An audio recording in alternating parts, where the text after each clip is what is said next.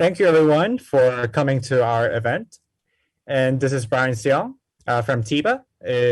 TIBA is the abbreviation of Tsinghua International Blockchain Association. And this event is a joint event, actually. It's set up with BATS, the Blockchain Association of Tsinghua Students, which is our sister associations in Tsinghua, and Peking University Blockchain Association. And now we have the president from the Peking Blockchain Association. Andrea, do you want to give us a short introduction? Hello, everyone. My name is Andrea Dalmas. I'm actually the representative of the international department of our association. We are an association formed by PKU, so Peking University students in Beijing. And yeah, super stoked to have Sebastien here. Very looking forward to this amazing speech and presentation. I'm sure we will have a lot of questions later on. So also very happy to be asking them. Thank you so much for having you here. Cool. Thank you. So now let me give a short introduction of Sebastien. So it is our honor to have the co-founder and the COO of the Sandbox, Sebastien Borge, to give us a short talk on the future of gaming in Metaverse. Well, the event is structured into two parts, where Sebastien will first give us a lecture, and then we'll have a Q&A session. Well, if you have questions, feel free to ask them anytime in our WeChat groups, and we'll be answering them during the Q&A sessions. We also accept questions in Chinese, and I'll do the translation for you. Well, if you feel like to ask in Bilibili or YouTube, that's fine too. Our operators will collect the questions and then reshare it in our group chats. So now I'll leave the stage to Sebastien. Sebastien, are you ready? I am. Can everyone hear me okay? Yes.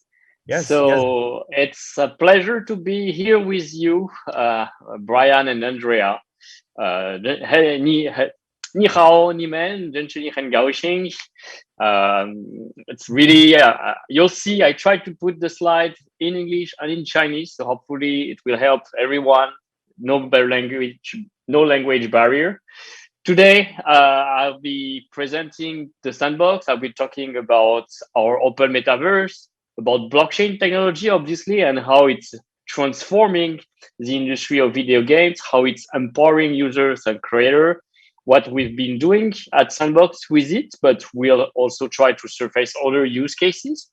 And we'll try to inspire you to see what you can develop, how you can use this technology for yourself or for other people you know, so that they can participate into this metaverse, this virtual world, which we believe will be the future of the digital economy and the future of gaming.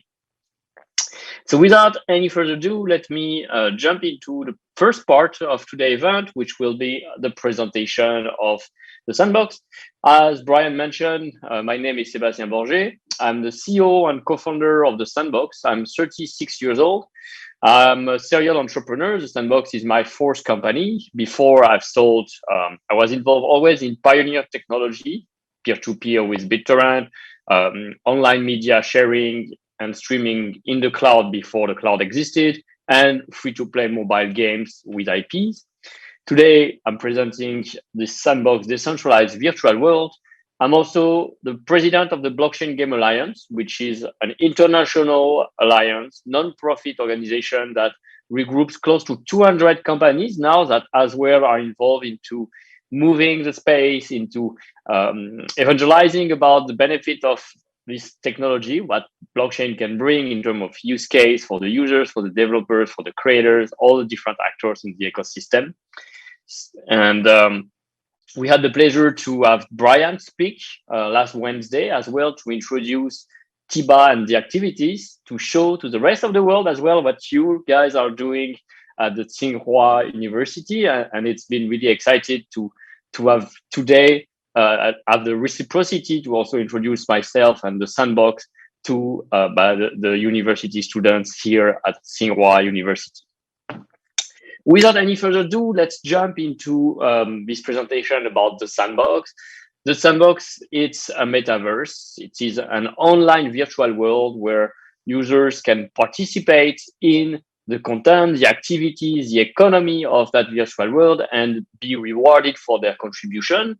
How can they start participating? First with content. So one thing that we've seen has been lacking for a long time into all of the online virtual worlds has been content, essentially assets, building, game item, etc. One way we've been resolving that is by providing the creation tools that allows anyone to make their NFT, to make their content and upload it easily online. So we are a user-generated content platform at the very first, where anyone can create, draw, design, and upload their creation. But also we are involving premium content with brands. I will speak a little bit about it and this strategy. We want this metaverse to be a place where you and your virtual avatar that represent yourself online will be able to not only play game or socialize, but also do a lot of other activities. So you'll be able to experience, live different experiences, play games, earn rewards based on those activities and your skills in the game, socialize with other users, chat, discover people, make online friends, own all the content that you either won as reward or bought. So meaning like it will be truly yours. It is stored in your wallet, can be transferred outside of the platform, it can be used outside of the platform. We are not trying to be like a centralized space which silo all the content and try to block, restrict its user. We are open and we want to support interoperability. We also want to be a place of culture. What does that mean? Culture is usually built by history. And in virtual world, it's hard to create history yet. Those worlds are so young in a way, like we're talking at best 1 decade, 2 decades old virtual world when we look at RuneScape or World of Warcraft are some of the oldest MMORPG and virtual world. So to do that, what we do is like we bridge the physical world and the online world by bringing the existing IPs, brands, sports, celebrity, music artists, etc. So you can be connected with the culture, the people that you already know in the physical world, but it is enhanced because you can do more things than what you will be able to do in the physical world with them. We'll see how more concretely. We're also building on open standards. So we choose initially the Ethereum blockchain, as we've been building this for several years now. We're using ERC 721 and ERC 755 NFT standards that we contributed to build the ERC 755 actually. And we believe that in this virtual world, where all the digital goods are actually owned by the users, we have created a layer, this layer where goods, services can finally be exchanged, can have value, and as such is developing a whole economical layer where new jobs can be created. Essentially, you could spend more time online in those virtual worlds to design lands, to design worlds as an architect, to create fashion for avatar, so wearables, equipment that people will be ready to buy from you. You can provide value as well by playing game, by creating content or creating game, by curating content. There are many other ways that as you involve into the ecosystem, you help the ecosystem to grow. The time you invest in it can also be turned into a revenue stream for you, and hence can be seen as a job, as a professional activity, and not just leisure or entertainment. Here, every slide I will be presenting, there's always the Chinese translation of the slide as well. So as it's recorded, it can be helpful in the future for people who watch it. I don't know if we will be subtitled, but I hope that this presentation can remain accessible to most after. Let me walk through the background of our company. Like, what's the story of Sandbox? The history of Sandbox, unlike many blockchain projects, is actually quite old.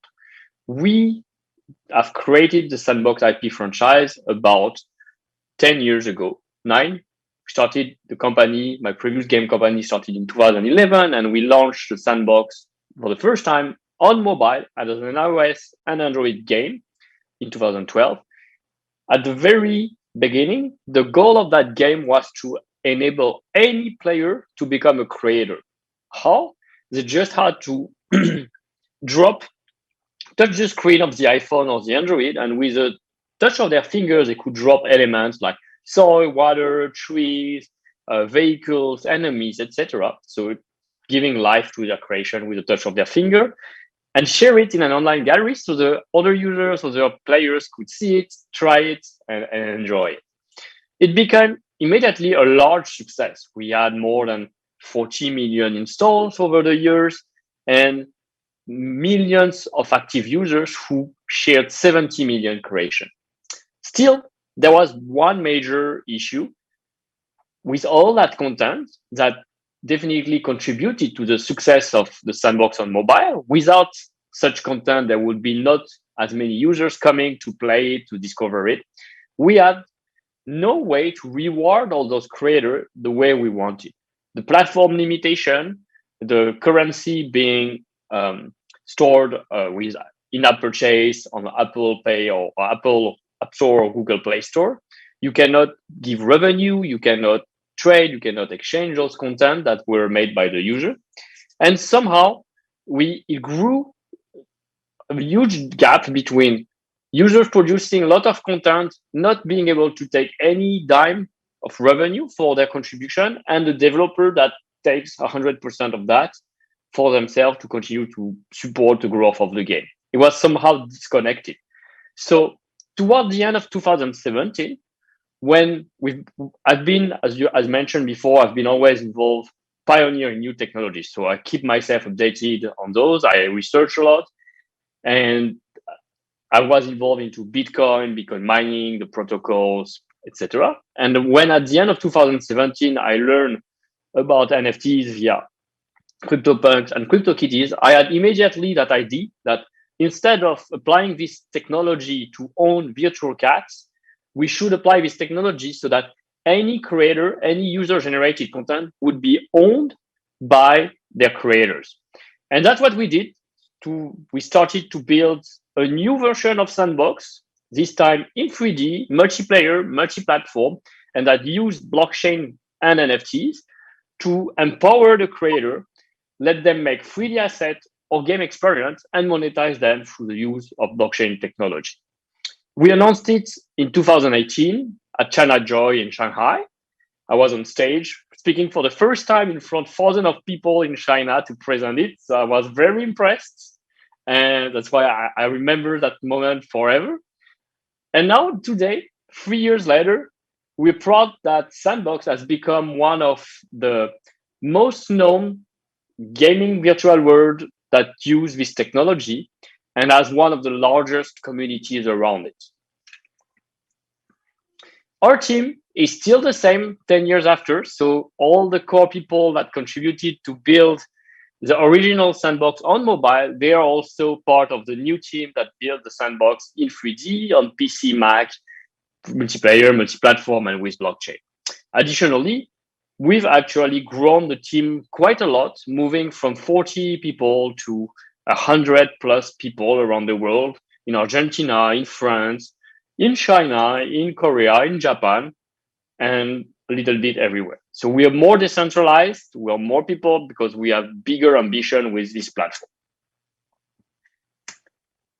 So in a nutshell, Sandbox is a virtual world where players can build and monetize their own voxel gaming experience. And we are, as a platform, providing them with the tools so they can create amazing content, high quality content really easily. First with a 3D editor that is called VoxEdit, which is free. You can install it on PC and Mac and use it to make animated 3D voxel models. So voxels being sort of like 3D cubes like Minecraft or Legos, digital Legos to put it simple. So it's really easy and accessible. Like who doesn't know how to play with Legos, or now who hasn't tried Minecraft at least once in his life, right? Like we got a whole generation for the past decades that's grown used to that. And so the accessibility of this tool has been proven and is working. The second tool on our platform is the marketplace, where users can upload their creation, exporting them from Voxlit, and turn them into NFTs. And as such, they can start selling those creations to other users, exchanging it, or using them with our game maker. That marketplace today, that marketplace was launched in beta actually this week. So we have already fantastic metrics from it, over 1,000 of transactions, 50 artists roughly that have published the content, 100 of NFTs made available. It's been a great moment for our community because all the revenue is going with our SAN, or utility token on the platform, to the artists, to the creators. We also have a game maker. That game maker, it's a PC and Mac software that essentially enables anyone to make games without any programming knowledge. There is no single line of code that you need to write. You just drag and drop those NFTs in 3D into a scene. They have behaviors already assigned to them, which you can change if you want. You can add components that brings the logic, how they work, and then within minutes, you can create a very interactive, very fun game. We also are launching game jam contests, and we've seen amazing submission from creators, developers around the world. Even people who never made a game ever before now turn into their passion into a vocation and working full-time in creating games and streaming on how they are creating games with Sandbox. We are a place where also we haven't launched the client side where people can come play with their avatar, chat, socialize. It's in private alpha, so we have about 200 testers around the world that are testing with us, and so far it's working great. We're aiming to launch later this year, probably in May, the first social experience in Sandbox. And something pretty unique, the users will be able to play games made by us or by the community. They will be able to claim and earn rewards. And for the first time as well, they are directly connected to their favorite brand and IPs and can create games featuring their favorite brand and IPs. So if you are a big fan of Shaun the Sheep or the Smurf, you can create your own Smurf adventures and stories and publish those in the Sandbox Metaverse. And we'll bring more and more IPs over time as we are working already with music artists, DJs, sports club, family-friendly IPs in entertainment. So essentially, in Sandbox, you can create content, create games, own land, we'll talk about it right after, socialize and meet friends, trade items, and participate in play to earn, whether you are a creator, a player, a landowner, just a SAN investor, why not? Creator, many other roles you can earn from your contribution on the platform. As I mentioned, we choose, and I believe which is quite unique in the space, even centralized virtual world like Minecraft or Roblox haven't gone this way yet. We choose from the beginning to involve a lot of IPs and brands in the Sandbox Metaverse, giving them visibility on our map and enabling users to create content, to create games featuring those brands. So providing the power of user-generated content to the virtual world and with NFTs. Among those brands, Atari, Square Enix, the video game company that produce Final Fantasy, Tomb Raider, etc., Care Bears, the Smurf, Shaun the Sheep, F1 Delta Time, and many more. We already have more than 60 partners on the platform. We've raised funds. So as a project, we are funded by investors, mostly from Asia. And we also have advisors that support the vision and help us. They have background both in gaming and in the blockchain side. And essentially, the experiences, the game you're going to see will be social ads and games featuring some of your favorite IPs, will be very theme park-like experience where everyone will be able to find a little bit of what they like into it. will be social, natively social, and essentially fun. Now, let me go a little bit more in details about the NFT market. I don't know how many of you are familiar now with NFTs or have been hearing about NFTs recently. It's true that over the last 2 months, there's been an explosion of NFT in the news, everywhere in the media. So you probably have heard about Beeple and that picture, that very high resolution picture that regroups all of his work for 5,000 days. So that sold for $69 million. And beyond the fact that it's been sold for such an amount, it's the fact that it was an NFT auction on a traditional art marketplace, which is Christie's, and represents so much time spent, craftsmanship into it, justify potentially this value. We've seen CryptoPunks, some of them now, the most expensive has been traded for more than 7.5 million, or you probably see beyond crypto art and crypto collectible, sport collectible with NBA Top Shot, for example, which is a collectible about the basketball. But there's football collectible, there's many sports collectible.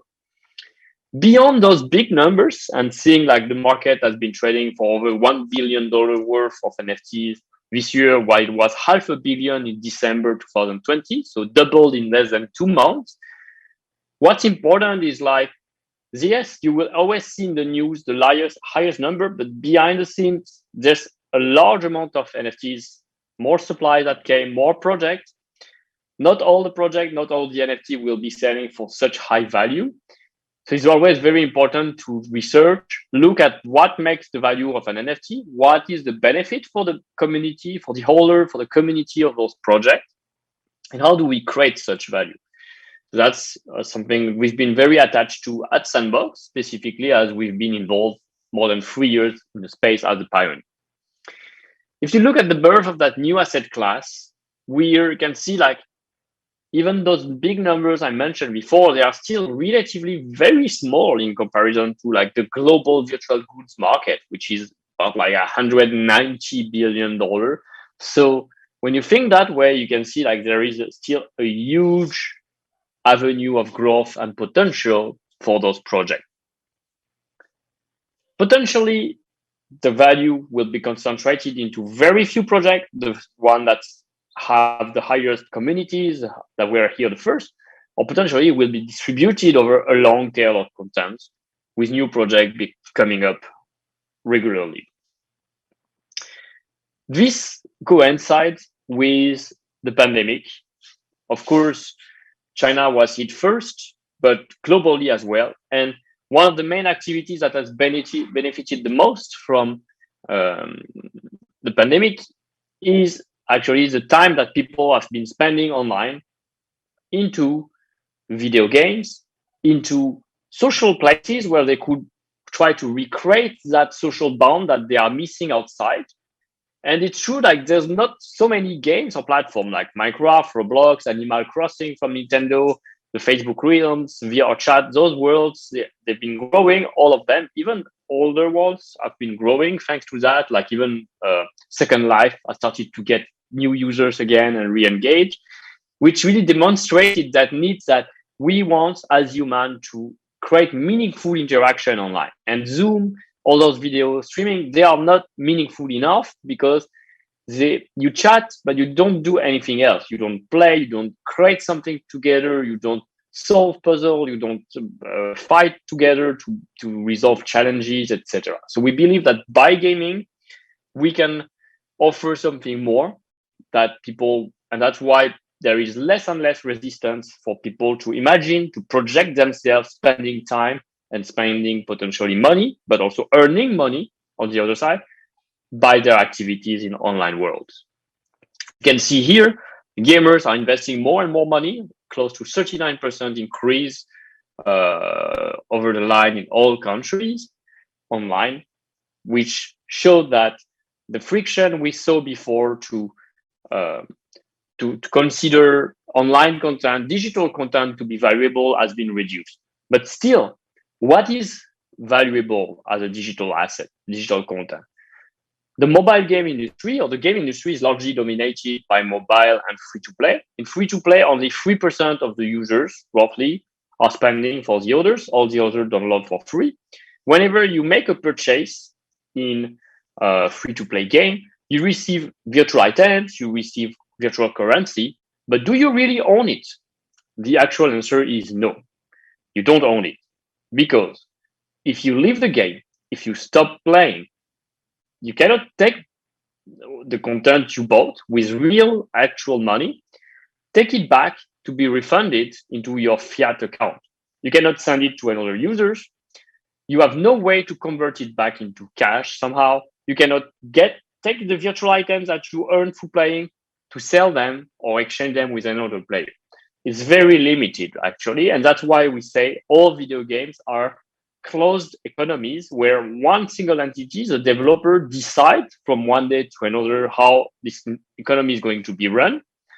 And what you, as a user, is being locked. So you cannot do the things that I've described before.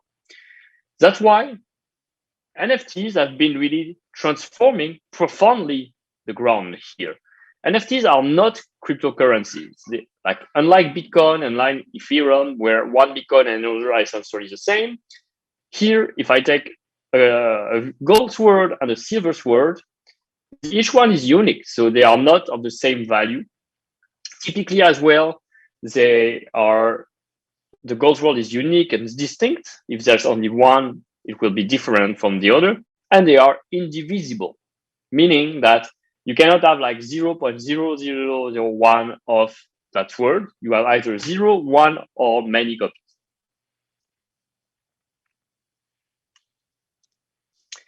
What are the main benefits specifically for play to earn and virtual worlds of NFTs? The first one, most obvious one, is the ownership. As I mentioned, through the ownership, you can track not only who is the current owner, but the whole history of everyone who owned it before you. So you can track who is the creator originally, where it was sold, who bought it before you, how much it was bought for, etc. There's all that transparency. Then, because it's yours, you can finally transfer it to someone else on the platform. Can everyone see my slide again? Yes, perfect. Yeah, excellent. So yeah, you can have the transparent proof on the ledger that there's 100 copies of that sword and not a single more. You can see exactly who owns it. And as such, you can finally, something that a lot of collectors have been missing in the digital space, because like, how can you trust a single entity, whether they tell you there's one, there's 100, you never know. Like there's been a lot of bad practices from free-to-play developers in the space that, yes, there is only 100 and you can trust that. Finally, one of the very interesting use case as well and possibilities offered by NFTs is interoperability, meaning like what can be done with the NFTs that were originally created on a single platform outside of that platform. Typically, can people use that character in other games? Can they combine a lot of them to group them into a bundle and create maybe a pool of those tokens that can be fractionalized to have more liquidity and enable other users to own a portion of them, but still be able to use them?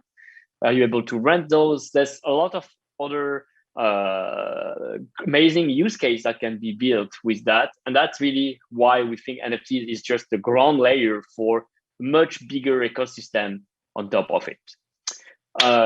In the Sandbox, one of the most popular NFTs and one, I believe the one that is the easiest to understand, even for people who don't know about blockchain technology or even gaming, is the notion of land. Land is an NFT. It's a digital space, a portion of virtual real estate that game developers need in order to publish their games so that players can access it into the virtual world map. So you need a land to publish your game. And every land is unique. In Sandbox, there's 464 lands in total. We sold about 45% of them over the past 2 years to users. Some of those land sales, land pre-sales, have been selling out in the matter of seconds. What's unique with the Sandbox virtual world, this map, is like we didn't sell 100% in advance. So there is still supply of land available for people who discover the project maybe just today, for example, every land as an NFT has a unique location. You can own it, you can transfer it, sell it, use it later. You can rent it to other creators if you're not a game creator yourself. So that enables people to develop, to find game studios, to find artists, creators, hire them, and rent their land to them, typically.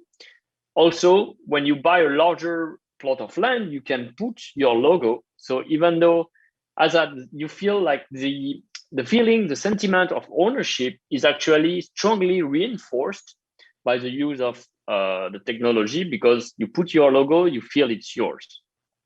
And finally, on our map, all those logos combined, they are creating landmarks which people use as reference. Like, I want to own a land next to Atari, because then it's easy for me to see. And because I know that in this neighborhood, there is a video game company, there is a DJ, there is an artist, there is a sport club. So as a game creator, my game will be surrounded by a lot of diverse activities, fun things that will attract users, like in some cities, some shopping malls that try to get as much varied thing, as much activity and entertainment for their users.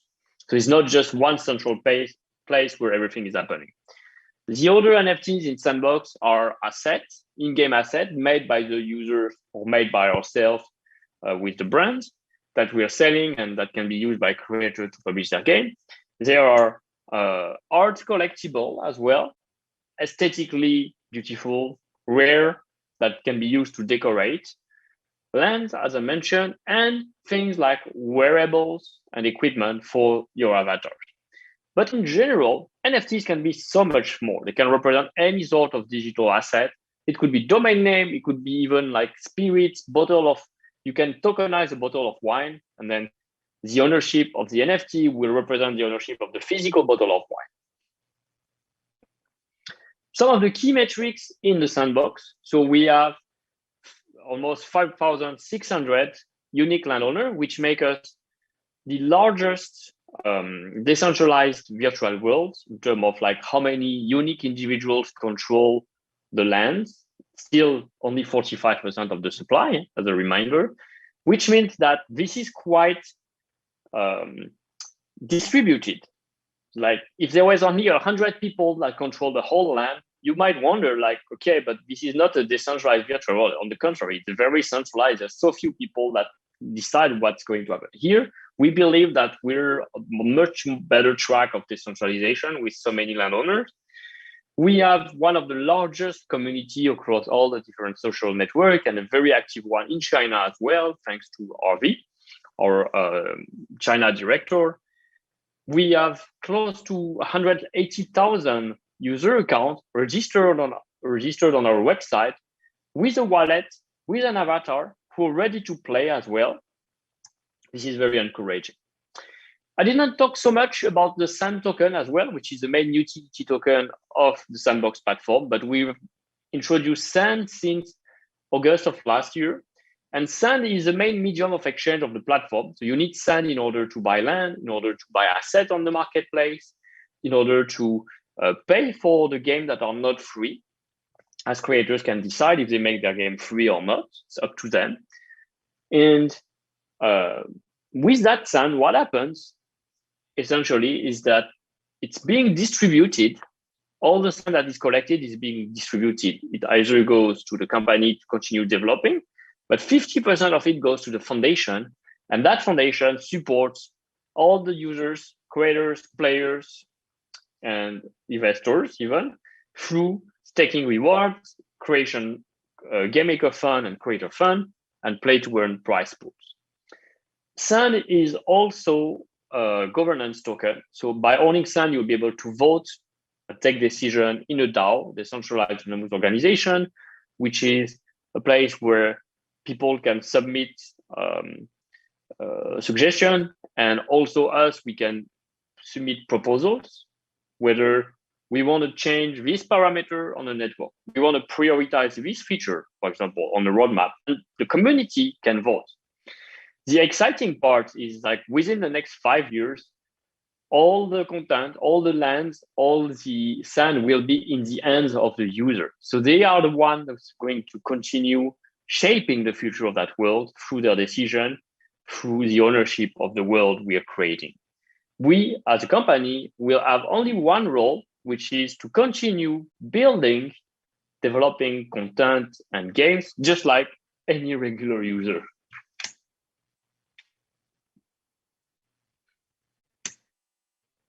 So now, let me jump into some concrete use case of NFTs in Sandbox Metaverse. NFTs can be of various types, as we saw before. They can cover avatars, they can cover fashion, collectible, branded apparel, music release, subscription through representing audio content, representing aesthetic and customization for the avatars, through representing collectibles that game creators can build for themselves. We've launched our marketplace recently, this week, as I mentioned, and on this marketplace, we've already created 4 categories of NFTs. Entities that affect gameplay and by using equipment that players will want to have in order to increase their skill, whether it's the attack, the defense, the speed, the magic, or luck. The wearables to change the appearance, but wearables do not affect your skills in the game because you essentially use them in social art and art. Here are some examples of entities, can be enemies, characters, creators, NPCs, all sorts of things that you need to create games to populate your world. Equipment, like typically RPGs, but some equipment will be usable for many other types of games. Armor, weapons, swords, things like that. Wearable, I believe, is going to be one of the strongest category of NFT in the virtual world. You can change the look and feel of your appearance. And let me tell you why it matters so much when you are in a metaverse. It's all relates to a question of identity. What is your online identity when you are playing, working, creating, spending time into a virtual world? It's essentially this avatar that represents you. How do you define this, who that avatar is? It's not where he's born from. He's not like who are his parents, where he lives. No, it's all about how does it look like, so what he wears, and what does he own, that user. Who looks like, so if the fashion, the wearable you own with NFT, you can prove that there's only one gold cap.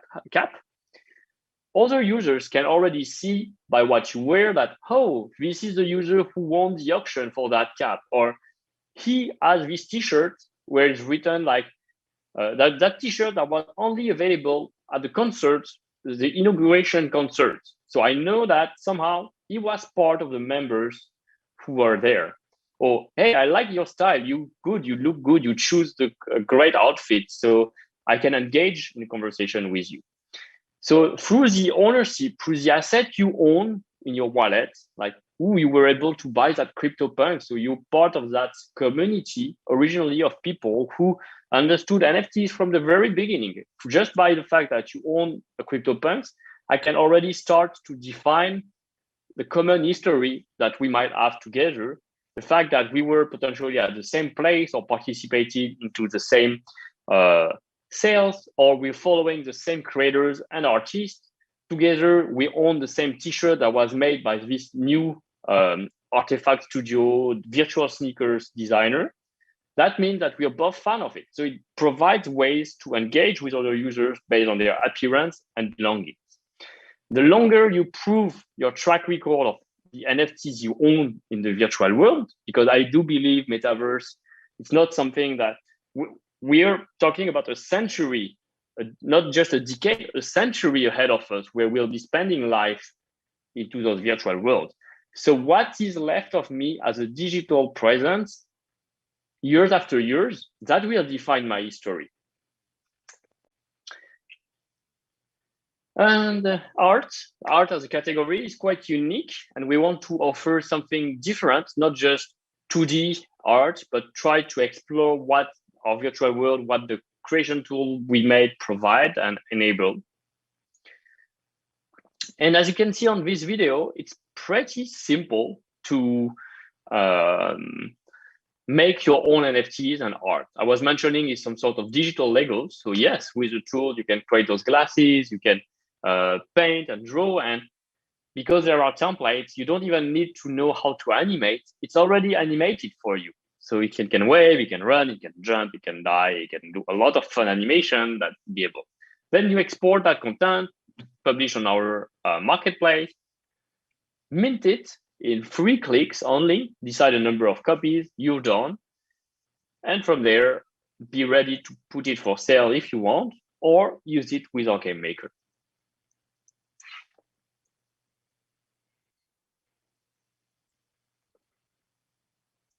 This is the marketplace. You can already browse hundreds of content available for sale made by our artists. Some of the artists are actually from China. So we have talent from all around the world that contributed to the marketplace. China, there was a fantastic Vox Edit contest a few months ago, and some of the content is available here. There's been Korea, users from Korea, from Japan, from France, from Italy, from the US, Argentina. It's really great to see a global community of creators. So most of them, they didn't know about blockchain before. They didn't know about cryptocurrency or NFT, or maybe they had like a wrong view about it. Say, this is for trading. This is not something I'm going to use. We've shown them a real use case of NFT technology for them that matters to them, that made an impact in their life, like the fact that they could use that software, they could create content that they could see come to life in a video game. Plus, they could sell it to other users so they can make their own video game with it. And they earn revenue.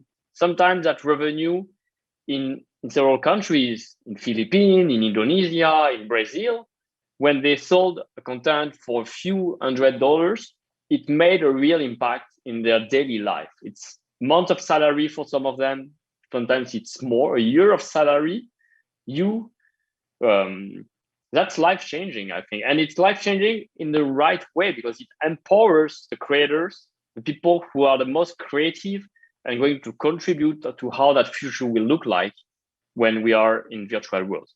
I do believe for myself, but also for the next generation and kids, if I am to go and spend most of my time in an online virtual world, I want that virtual world to look like fantastic, to inspire me, to be awesome. I don't want it to be like a replica of the virtual world that's boring, that's dark, where a lot of things happening are actually depressing. No, so we have the chance and the opportunity to create a better place where we can engage with people without any distinction of their social origin, where they are from, the language barrier, what they did before, to start fresh there as well. So I don't think it's an utopia because it's already happening right now. We have people in Sandbox and in other metaverses who participating in activity, who are able to talk and connect with people who have different background. Like when you think about it, some of the NFT for the first people who've been involved in crypto or NFT,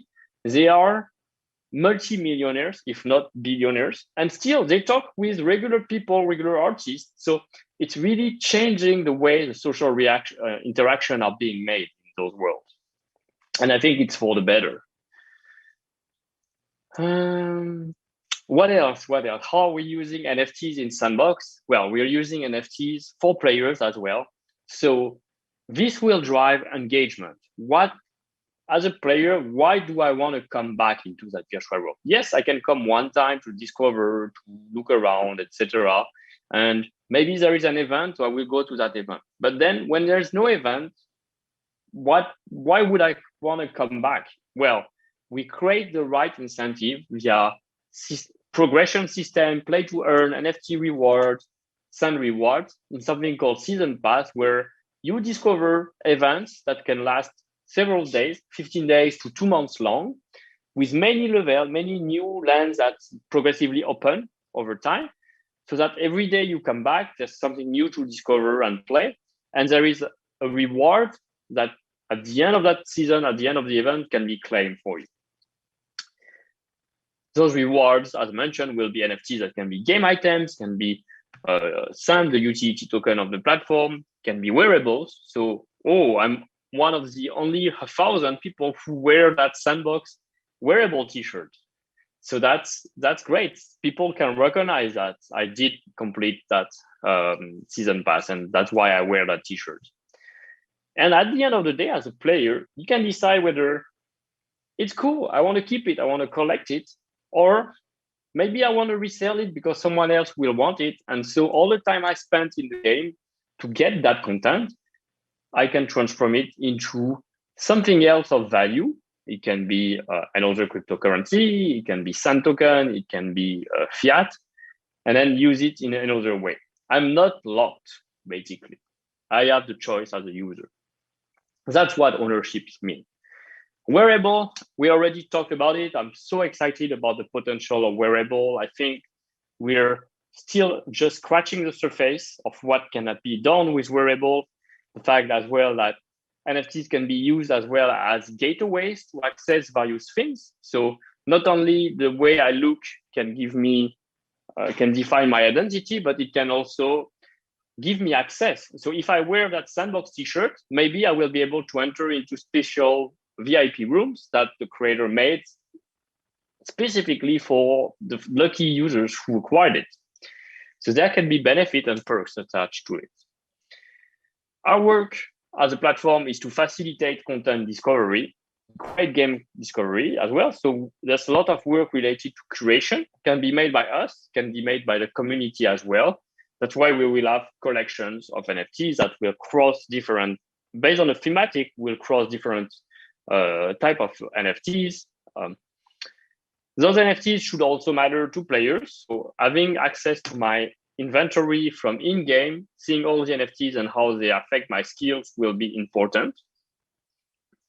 And finally, as an open metaverse, as I mentioned before, interoperability, I should be able to import the NFTs from other games, other platforms I have in my wallet and use them inside my land. As such, be able to display external image and art using just the link from the marketplace, secondary marketplace called OpenSea, to display it in my land and allow anyone who visit my land to see it as well. That's it. Thank you for your time. 谢谢你们. Thanks for your attention. I hope that you liked this presentation, and now I'm happy to answer any question you might have. Awesome, Sebastien. Thank you. Thank you so much for the comprehensive introduction of the Sandbox and NFT in general. It was great. It was great.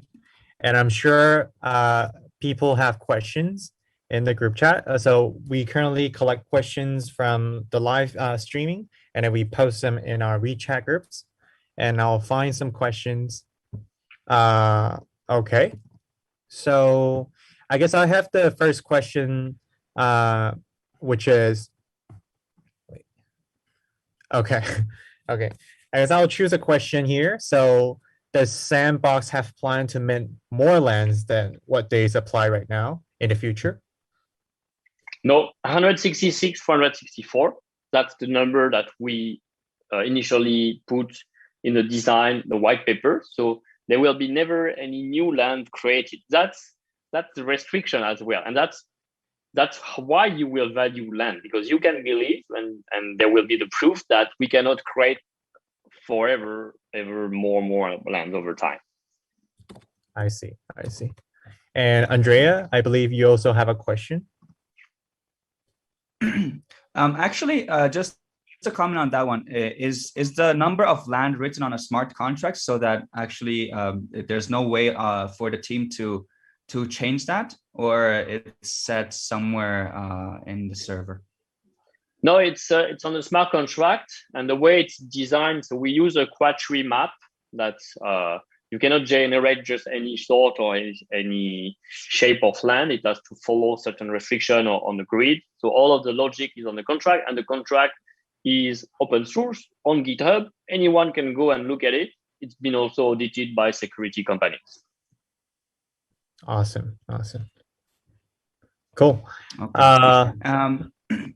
Yeah, I remember go you ahead. have a question. Yeah, go on.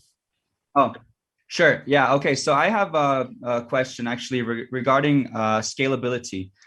So as many of us know now that Ethereum is having a pretty big problem for, well, not only the transaction cost, but also with the transition to proof of stake, and many things are happening on the Ethereum blockchain, including the EIP 1559 and other things. So I was wondering if Sandbox had the idea of moving onto some other chains or creating its own chain, and if so, is there any other blockchain that you see viable in how to say solving this issue? Absolutely. So that's a great question. Like, we started building Sandbox about 3 years ago on the Ethereum blockchain. Why? Is because at that time was the blockchain with the largest community of developers, the largest ecosystem of solution like IPFS, Infura, Truffle, RDAT solution for developers. So it's easier to find talent, to find resource, to develop on it. Today, the success of Ethereum, all the dApps running on it, has indeed created, I would say, some network congestion that translates into a higher fees in the network. However, there's no one solution fits all. There's a lot of other promising blockchain, but not all of them support smart contract or the thing we need to create NFTs. Additionally, the ecosystem that enables the liquidity for the token, the fact that you can stake those on a decentralized exchange, the fact that you can collateralize NFTs, they only exist for now, and that might change, but for now it's still mainly on Ethereum. And finally, in Sandbox, the different type of assets, they don't have all the same value. So some assets like lands, they are now more valuable. They started at $40. Now the market price for those is about $800, which means that even if you pay a transaction fee that might seem high, $20, $30, it's still only a fraction of the cost of the land. And those lands are not meant to be traded constantly. You own a land, usually you keep it forever until you build your game on top of it. So for land, there's no need specifically to move to a layer 2 or another blockchain. For assets, which are NFTs of sometimes lesser value, more volume, we launched the marketplace in the first beta on layer 1 with success. We think we could have even more success if the blockchain was faster, was cheaper in transaction fee. And as such, we started to work on implementing a layer 2 after a lot of research in the space. Ethereum is evolving, but still the roadmap isn't so clear. And you cannot build a service for users waiting that the main network is available, or the layer 2 solution like Optimism, Arbitrum, ZK Rollup, they all look fantastic on paper. They are deployed in beta, but they are not production ready. So is it our role as a dApp built on top of them to be testing out with real users? We don't test in prod, at least not at Sandbox. We decided we don't test in prod. It's a bad decision, but some are okay with it. So we choose and the layer 2 that support the smart contract, that support all the different features that we created on the layer 1. And we think like within 1 or 2 months, we will put it in place first on the marketplace. And after that, depending on like the quality of the user experience, because that's what matters the most for us, how do we migrate? How easy is it for users to actually understand and migrate to that layer 2? We'll potentially open it up to the rest of the NFTs and smart contract on our platform. There are also in the space, by the way, bridges, solution. Like if you're looking really for the liquidity of your asset, you can bridge it to another chain. It has a one-time cost, and after then the benefit of those other chains. What happens to those NFT when they are on the other chains? It's still, they make their life. That's the beauty of the NFT, but then you cannot use it back into our system until you bridge it back the other way around. So that's why I think there's no single one solution fits all the needs of all the users. Cool. All right. Okay, I see. I think I get it too. So let's All hope that Ethereum moves on to proof of stake and solve the scalability issue as soon as possible, so that people will have a better experience. I think you have to soon. the same approach we did when we chose Ethereum. Like we rely on partners. There's a lot of brains, researchers that working on that. So we don't have to do both the sandbox plus all the underlying infrastructure to run sandbox. That allows us. It's like in mobile games. There are the mobile game, the developers, they focus on creating the fun. They don't focus on creating the analytics, the data warehouse, the login solution, the account solution, the payment solution, etc. If you do that, like, you need like the company the size of Apple or Google to rebuild it all for you. That's why in today's and I think it's not just blockchain, like in any IT, like you never reinvent the wheel. Like we've seen 20 years of software, they all use SaaS solution to avoid and APIs to avoid doing that all by themselves. Okay. Cool. Thank you so much for the answer. Very comprehensive. Awesome. Okay, I guess I'll follow up with the next question. So, well, since most games nowadays, they're all about like League of Legends. The Chinese version of the League of Legends is actually on mobile instead. So the trend here is like people want to play games on mobile devices where it's more it's more light, and then it's easier to just start playing, hop on and play instead of using a computer and sit on it. But I see the Sandbox currently, the games are on laptop only. And I have a question like, does Sandbox have a plan to actually make the game go on mobile?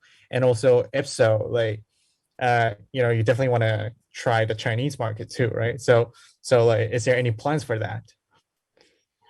There is.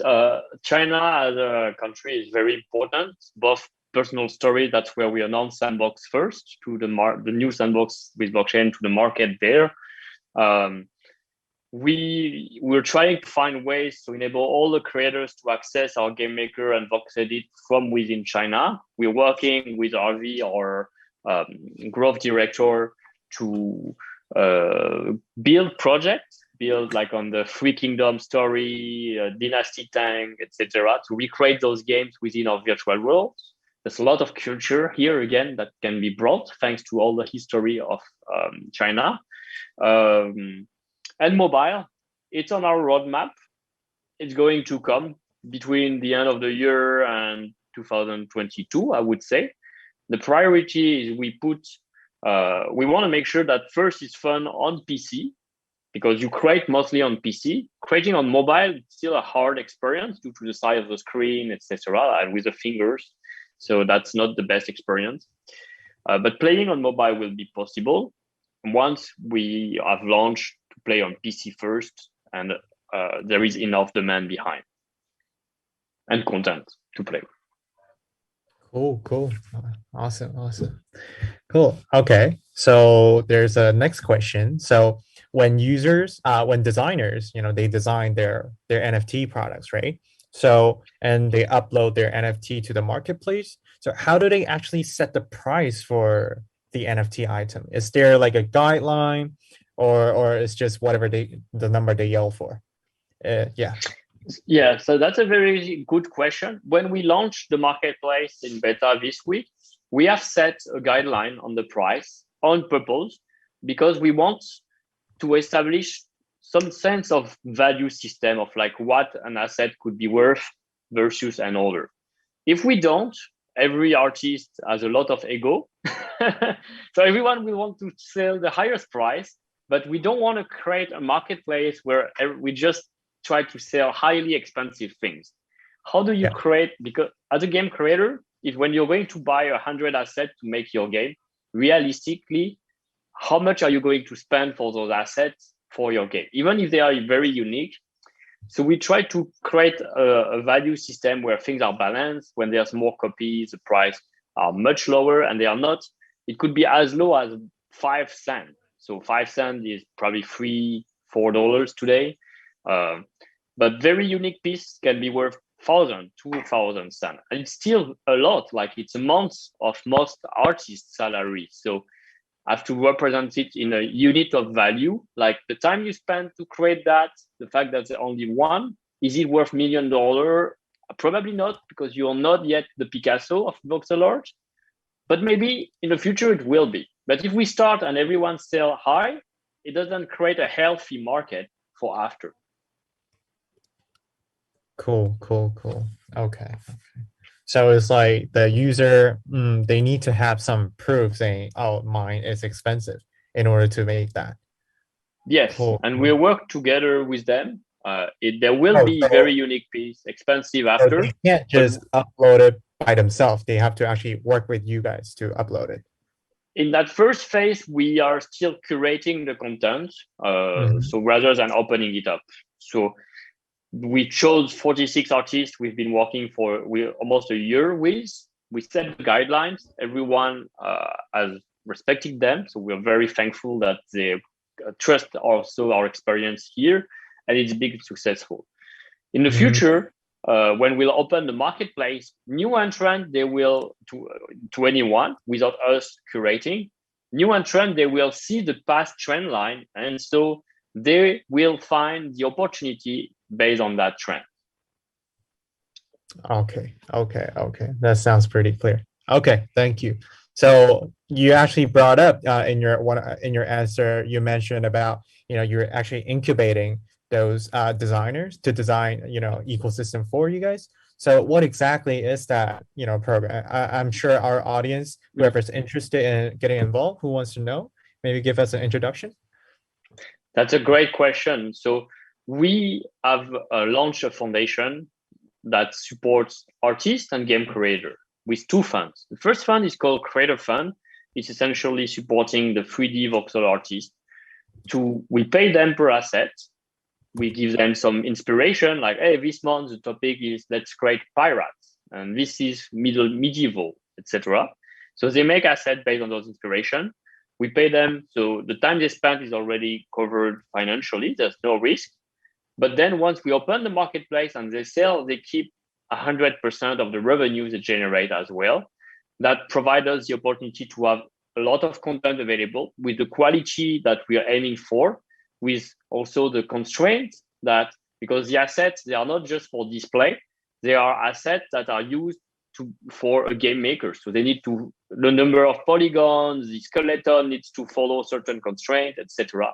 So we make sure that it's going to be consistent across the ecosystem, and we protect the buyers as well. Because if you, Brian, you're going to spend 100 cents to buy a character you see, and when you put it in the game maker, it's totally broken, I don't think you will be happy, and I don't think you will buy again on that marketplace. So it's very important that we have at the beginning, we train, we put the guidelines, and we validate that it's a whole 360 quality experience for all people involved. Because after that impact the quality of the games on the platform. And the second fund is the Game Maker Fund. So that's a fund that's supporting over 20 teams and studios around the world that building not just assets, they are building levels and games that they will publish on their land. The goal of that fund is to support teams that comes with creative ideas that are achievable with the current game maker tools that we can showcase. So when we'll open Sandbox in the public alpha to users, they have great thing, good thing, fun stuff to play around, made by the community themselves. So do you just give the lands to those developers, or like we provide the financial support so that they can hire people, they can build teams, they become the new game studios publishing in Sandbox. They grow skills using the different tools, and they will get lands as well from us. That's what we kept a lot of lands in reserve all around the map, so we'll get to choose where we will put them, and they will be able to publish that game at key location that will drive a lot of users into. Cool, nice. Okay. Can I comment on that? Because I saw that in the website now it's a pre-register phase, right? So only limited people or not yet anyone is able to log in to enter the game. So for the second fund, for these people that are actually designing the gameplay, how can they have a special entry login that they can use and be able to already experience the game itself, or they will have to create like how does this work? Oh, they are extended part of the team. So part of the Game Maker Fund is financial support, but also we have dedicated project manager, artist, and level designer working with them. They work in a special non-production environment for making the content. We validate the game, and once it's ready for production, it will be published on the world. So in that sense, it follows a lot of the IT standards or game publishing standard. Like, and it's normal because we want to bridge. I don't think like we want to attract new creators that been making games for the very first time to existing big game companies. Why not the Ubisoft, the Activision, the Nintendo of that exist today? Square Enix is one of our investors. So it's not impossible to imagine that one day they will not be the first mover, that's for sure. But one day, maybe if Sandbox has proven the value and has enough audience, that those game studios will enter. Like we've seen some collaboration between big corporate companies, big game studios, and Minecraft in China, for example. So that's very likely to happen again. Cool. I actually have a question about, the maps, because I was checking out the maps earlier, and then it seems like there's actually a lot of big companies' logos on it. Like, I wonder, like, so is there any like gaming companies that is invested? And then what kind of cooperations do you do with big firms? Because we talked about with individual game developers, right? So is there a cooperation with the big firms, and they provide some ecosystem, to your platform?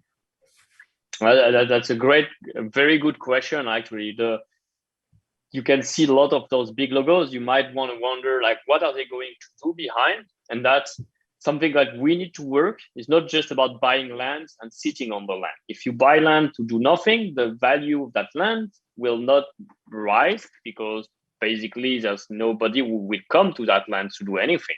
It's like keeping an empty land somewhere in the mountains. Better if you build a whole city or a whole mall, you have activities different, you invest time and you invest building experiences behind, that's going to help. So our role as a platform is to provide the support, assistance, to make sure that even the largest landowner, they do have projects behind, and sometimes match the most creative teams with the landowners. So say, hey, I cannot create myself, but I have this idea. How do I make it happen? And we connect them. That happens every day. Like I have calls typically that helps bring teams. We are streaming. We have almost 100 streams per month in various language, including in Chinese, to promote how to use the tool, trying to train more people to become like I mentioned, like those in this digital economy world, there will be new jobs. We want to bring that new workforce, those new people who are going to make the 3D asset, the game, the environment, the architecture. And we, to the extent now, we're even seeing like virtual real estate investment fund, which are buying land parcel. And like they are doing in the real world, like they buy a place, then they build an hotel, and that hotel boutique, they need to bring a restaurant, they need to bring a few shops. They package that as a whole deal. So they go to find the people who are going to build.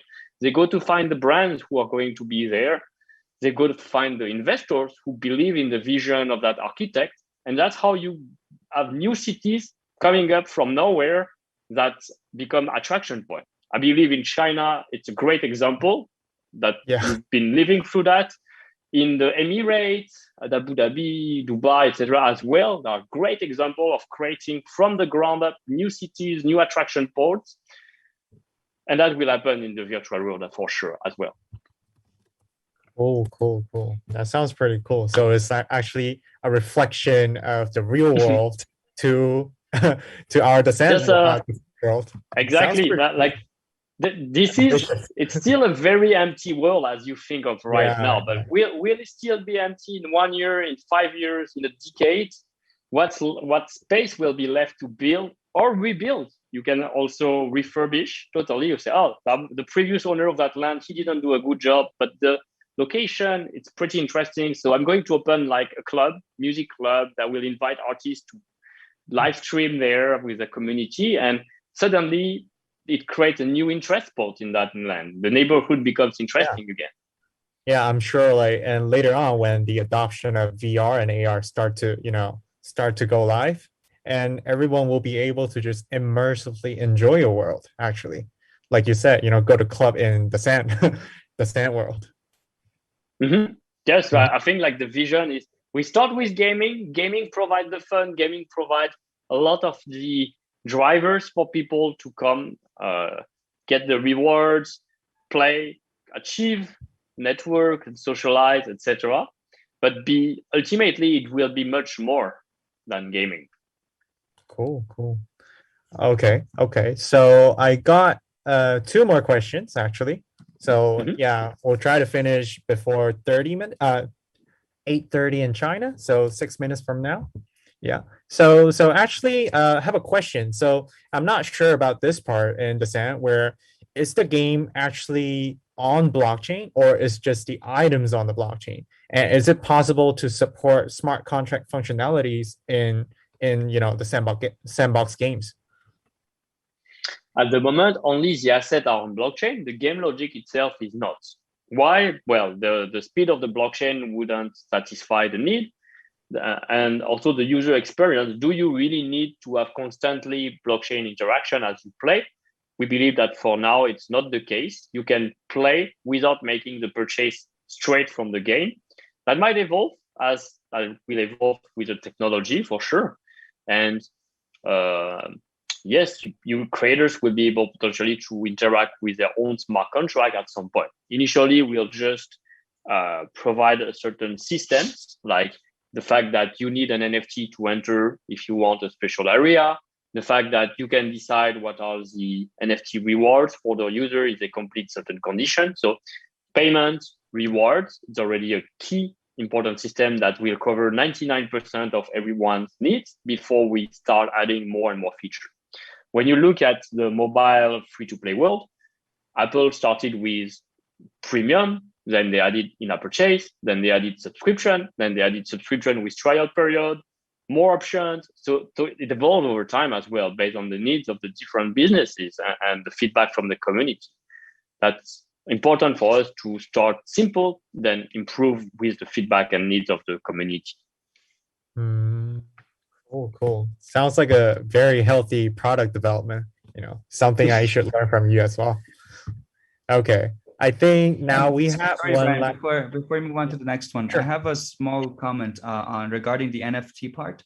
I know that right now there are several marketplaces for NFT, and NFT, the metadata can direct to IPFS or right now also HTTP. I'm wondering for the sandbox items, is it going to be directed to IPFS or just the traditional Web 2.0? Great question, actually. So all our NFTs, the assets, they have dual storage. So AWS or Web 2.0 and IPFS. And there's something additionally unique I think we do is like the hash of the IPFS storage is actually also coded into the token so that it cannot be altered or replaced. And you have really the proof of matching the two. And yes, that's important that it's on IPFS. That I don't know if it will live forever. I hope so, as long as there are people running that network. But we've seen, unfortunately, already some NFTs where the metadata has disappeared. The image or the file, the media content is no longer available. So you own, the proof of the ownership is still there, but you don't see what you own anymore. And that's a shame. Like, it's very bad experience. Yeah. I actually saw research on this, and then people are proposing a new standard, saying we should have in the standard, ERC 1155, they improve on we should have actually a hash of that image or whatever content, and then should be just stored on the token too, so that we know if the yeah, if the URL is swapped or what was it before, we can kind of prove it. Yeah. Yep. That's interesting. That's yeah. It's an interesting so we did that. on the Sandbox, It's actually. it's open source, so you can find it on our GitHub as well. Great. All right, so I guess I'll conclude with one last question. So it will be more about like just your thoughts. Just you can just say it whatever you want. So it's like, where do you think NFT is heading? And especially for students like us, what should we try to do to give make NFT more available in more different use cases in our world? It's an open question. It's an open question. Well, I think we're just scratching the surface of NFTs. We've built the ground breaks right now. Okay, you own a land, you can put assets into a land to create a game. But is that the only use case? No, like there's a lot of diverse use case that can appear from it, sort of like building layers or Legos. And you can say, you can create all sort of derived application from the digital good, the digital assets that as the ground basis. Typically, you could say, we're seeing it in the finance with DeFi. You can take loans with NFTs as collateral. You can fractionalize the NFT ownership and then put it on a decentralized exchange to have liquidity of trading with benefits of like, oh, I did miss buying all those punks. What can I do? Can I buy a punk alone at a high price, or can we only own a portion of it and split and then exchange that portion with other users? But then comes question like, but what's the utility of that portion? Can I use the punk somewhere? No. So we have to build system. What does it mean behind to have a portion of something? And you can definitely think about various different application. Some of them I don't know yet. Like, as I mentioned, it touched about identity, it touched about proof of your work, proof of who you are. So why not like having a proof of where you live in the metaverse in the future as your proof of address when you are, and why not say like everything you've built into the virtual world, even though maybe it was resold, there's all that history that is available. Why shouldn't it be on your CV and anyone can track that you are that builder, so you spend those hours there? And why should that then count for your retirement fund in the future? If there's still a retirement fund, who knows? But like you, that's beautiful. As a new generation, you have those new use case. You've been evolving in the world that changed dramatically over the decade from the when I was born in the 80s. That makes me and I'm sure that you already seeing a very different perception of that world that I have. Awesome. I think that was very good insights from you, and then I'm sure all of our audiences have learned so much from not just this insights but your overall lecture as well. So, well, I guess this will conclude our event for today. So I just want to say really thank you for Sandbox to actually come here and give our students an opportunity to learn about the Sandbox and NFT.